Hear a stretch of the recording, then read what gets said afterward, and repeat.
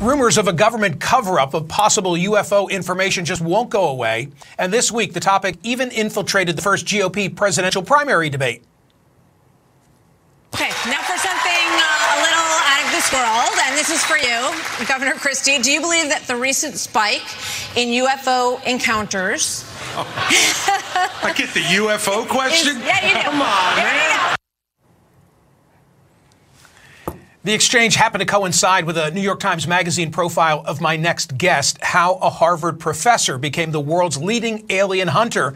Avi Loeb's single-minded search for extraterrestrial life has made him the most famous practicing astronomer in the country and possibly the most controversial. A few months ago, Dr. Loeb led an expedition that retrieved metallic fragments from the Pacific Ocean floor off the coast of Papua New Guinea to study their composition. They're remnants of a January 2014 fireball from space that crashed through the Earth's atmosphere, whose data was recorded by U.S. government sensors. In his 2021 book, Extraterrestrial, about the first interstellar object that passed through the solar system in 2017, that was a bestseller, and his latest is due out this month. It's called Interstellar: The Search for Extraterrestrial Life and Our Future in the Stars. Dr. Avi Loeb joins me now. He's the head of the Galileo Project and founding director of Harvard University's Black Hole Initiative. Dr. Loeb, great to see you again. Do the guffaws at the debate about that question suggest mainstream America is still not ready to accept the idea of UFOs being alien life? Well, thanks for having me. The good news is that it's not up to the American people. The reality that we live in can be figured out by seeking evidence. That's what it used to be in the days of Galileo Galilei, when he argued that the Earth moves around the sun. It didn't matter that they put him in house arrest. Now, when we launch spacecraft, we rely on the fact that the Earth moves around the sun. So reality doesn't care about social media. I know that you're about to formally announce this week the results of your exploration of what you found on the floor near Papua, but give us a taste. Right. So we went to the Pacific Ocean to find the remnants of an interstellar meteor, a meteor that was moving too fast to be bound to the sun based on U.S. government satellite data. And we went there. And we found, indeed, a concentration of molten droplets from the surface of the object when it was exposed to the fireball that surrounded it as a result of its friction with air. And we found more spherules, more of these molten droplets along the meteor path. It was a very challenging task. We're talking about particles that are the size of a grain of sand, less than a millimeter, across a region of 7 miles, when the ocean depth is more than a mile. But we managed to bring home more than 700 of them.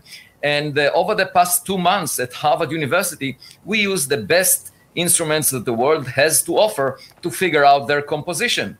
And guess what? We are able to demonstrate that they are from outside the solar system.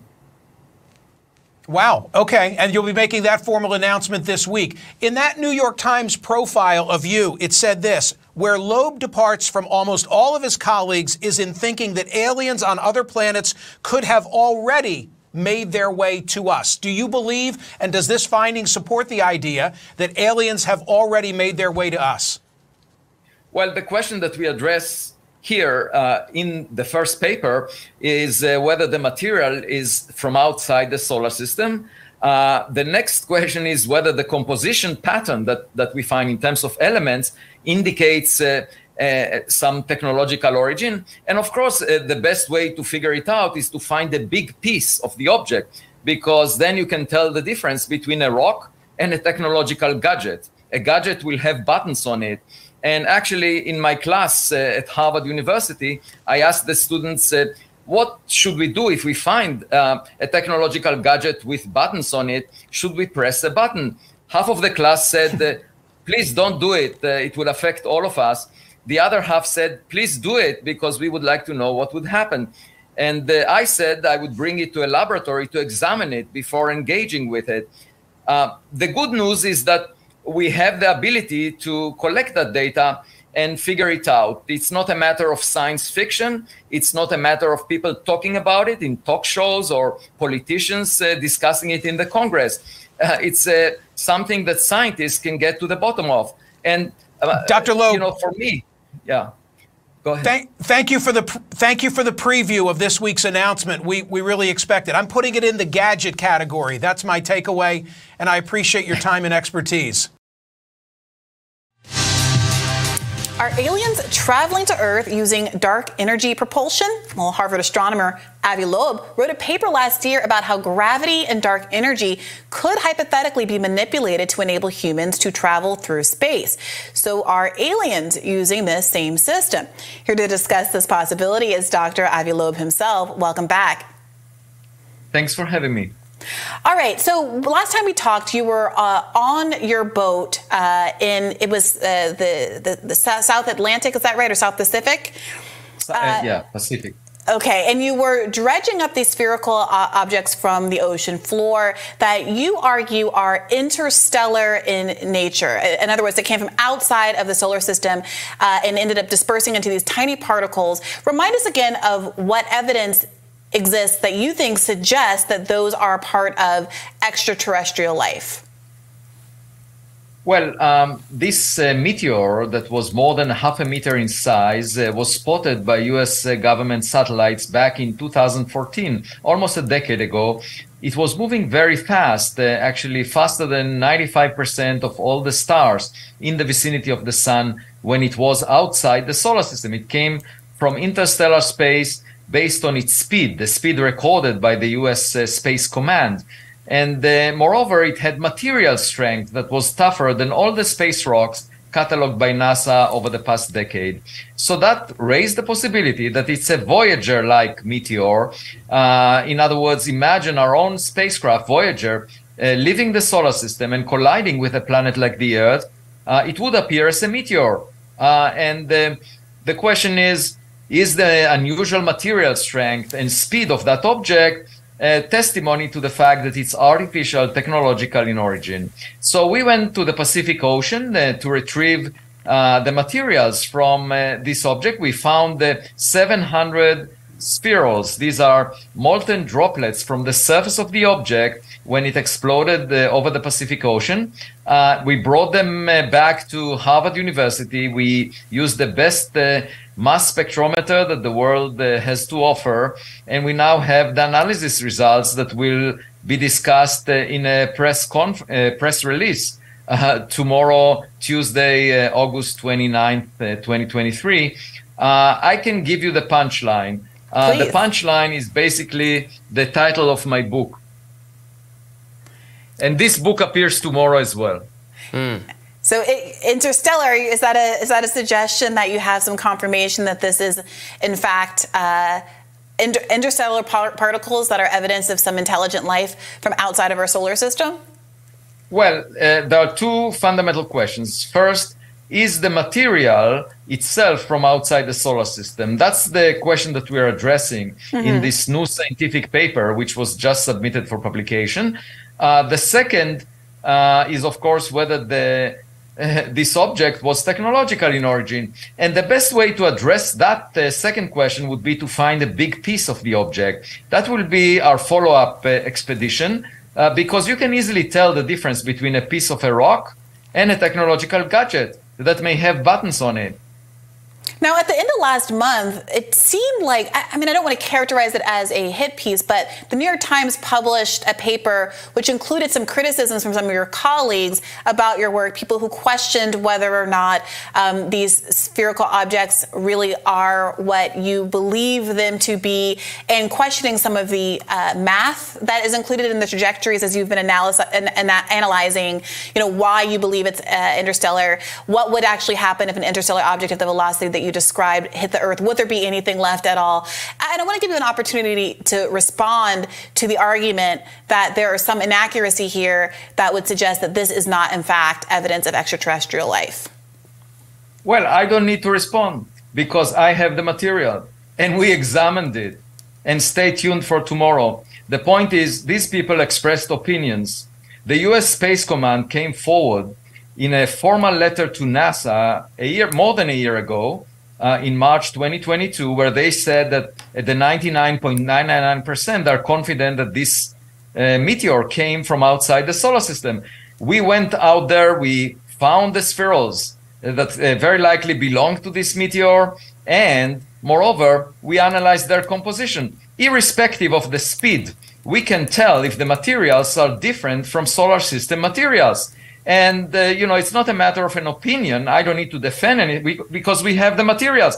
You see, there are two other types of people than real scientists. Real scientists seek the evidence, analyze the evidence, all the materials, and get to conclusions. But there are two other types of people. People who have opinions and talk about it forever, and people who are cheering for the work of science. They just publicize science. They talk about science, just like, movie commentators. They don't direct films. They just talk about the films being produced.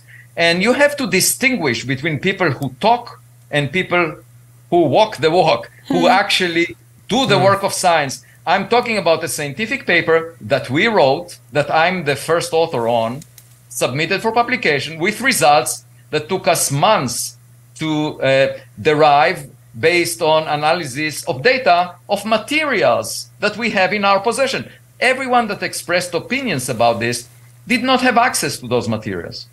Yeah, there's certainly a lot of interest in this topic right now. In fact, investigative reporter Ross Coulthart claimed to know the, quote, form of non-human biologics recovered by the U.S. government. Let's watch that. Just a quick question in regards to the non-human intelligence. Do you know what form it's in, and can you tell us? I do.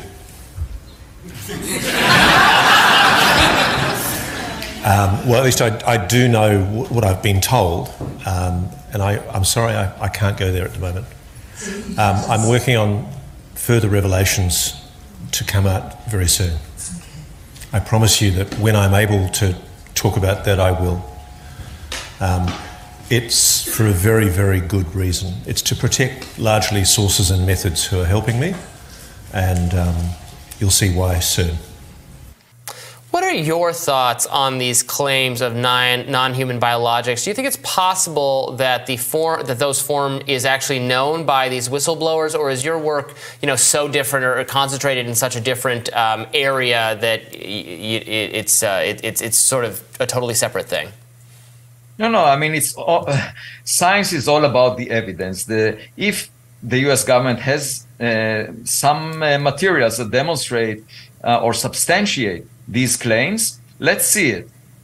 But if people just talk about it, it doesn't amount to much because people can fabricate stories. So telling the difference between what people talk about and what is really out there is the key here. It's not a matter of opinions because we are dealing with materials, with something that was retrieved according to Grush. And actually, Grush himself did not witness, according to him, any of those materials. So he just listened to 40 eyewitnesses who told him about these things. And I believe him, he's sincere, but the question is whether they fabricated the story or not. And until we see the evidence, I would not be convinced, because as a scientist, I'm just guided by evidence. There are lots of people who talk, but let's keep our eyes on the ball, as they say in basketball.